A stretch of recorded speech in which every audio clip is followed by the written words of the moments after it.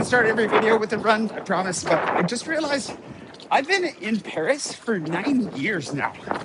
I'm probably going to talk about this also a lot here in the near future, but I have therapy today, and I figured it was a good time to reflect.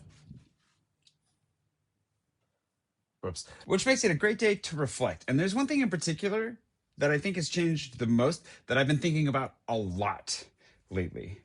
But first I should probably shower and get the dog out. I'll be right back. Want to come out?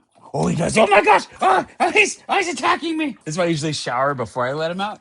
He's a total freak for my saltiness.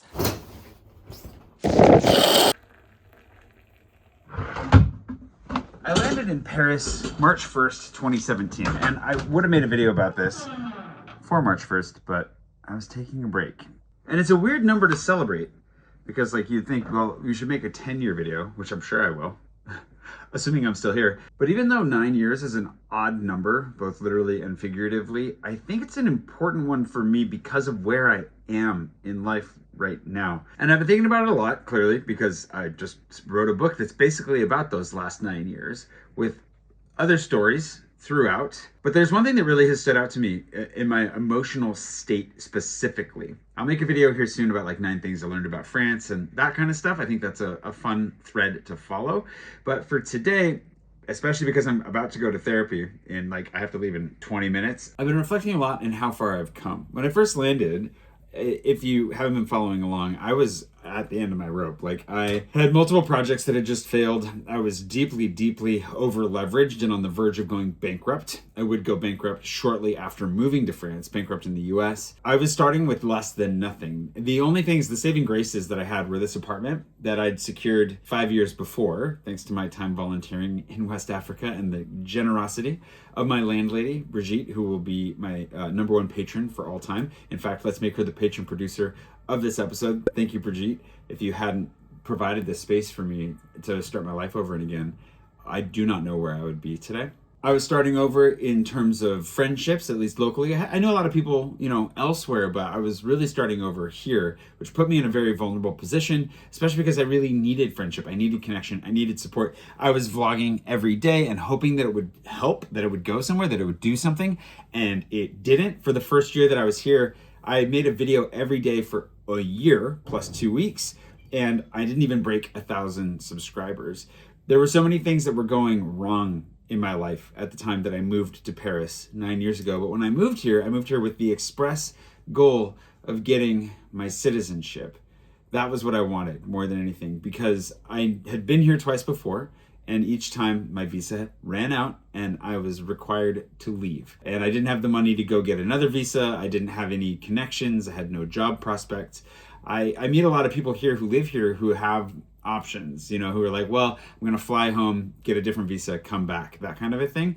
That was not available to me. When my visa ran out, I was broke. And the only reason that I was able to even get out of France is because the ONG, that's how you say it in French, the NGO that I was working for offered me another position in the Congo, and it was a short flight to meet the ship in the Canary Islands on its way to the Congo, and I was able to afford to leave because of that. Like, I don't think I even had the money in my bank account in 2013 to fly back to the States if I had to, which is pretty crazy to think of where I was. And that level of insecurity, whether it was financial, emotional, structural, relationally, all these areas of my life were riddled with insecurity. And it's the word that's been standing out to me because recently that has changed to security. The emphasis on that word doesn't quite hit right when you say it like that, but you get what I mean. But I should probably pack the dog up. We gotta go. I think this comes through a number of things, but ultimately, at least for me, a sense of security is not something that was provided from the outside. From the beginning. Something I'll get into more detail in the book, this new book, goes really deep into detail on that. But my real world day-to-day sense of security starts in here. I would tap my chest as I say the words in here, but these cobblestones do not encourage hands-free biking. Don't try this at home, kids.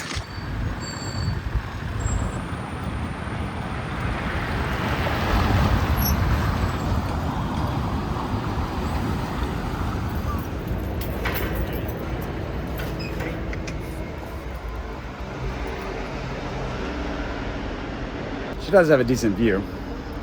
Perks of therapy in Paris, I guess. I actually used to sometimes sit in these stairs, these very stairs, after a therapy session. Nobody takes these stairs, which is funny, but we're pretty far up, so the elevator's much more popular. I wrote about this in my book, and I talk about therapy in there a lot. If you couldn't tell, I'm an advocate for it, but a big part of it was because early on, so much of it was hard, so hard, and I would find myself sitting in the stairwell just to get a moment before I went back into the world. This is before I had Cooper, actually, to process. Like, not even to think, but just to, like, clear the fog. Provided me with a little bit of privacy before I had to get back on the street. It's taken years to get to a place where I feel secure, to a place where I'm not worried. Not even about, even as I built a little bit of a career for myself, even as I found some form of financial security, it doesn't really matter how much of that you get if in here you don't feel it. I think for some of us, this probably isn't true for everybody. I think there's some very secure people out there, but the root of the insecurity, whatever it may be for us as individuals, is going to be something very deep and something that's going to touch every element of our lives. And until we deal with that, it doesn't matter how much prestige, success, money, sex, puppy dogs, doesn't matter how much you accumulate in your life, it can never shore up against whatever weakness or whatever hole you have inside you, because that foundational hole, that foundational weakness will always crumble, no matter what's going on outside. Honestly, that's just one of the biggest overall differences between who I was when I arrived in France 9 years ago and who I am today, by a long shot. How come? Thanks to today's patron producer, Ava Rodriguez-Greguski, excuse me, for actually my patrons voted to send me to a restaurant to try tonight.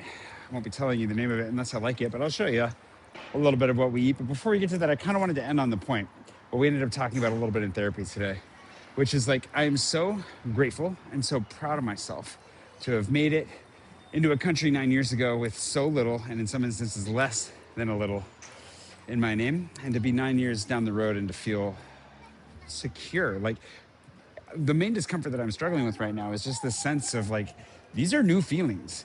This idea that maybe I'll be okay. And it's a strange discomfort to admit to, but I think it's the first time in my life I've ever actually felt that. And I'm grateful. Chique. I don't know if I'm saying that right. We just made a little reel about it.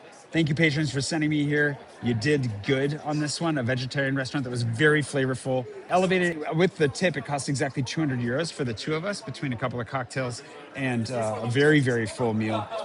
Delicious. If you're vegetarian, even if you're not, you can bring a non-vegetarian friend. The gnocchi was where it was at, but so were both of the breads at the very beginning, honestly.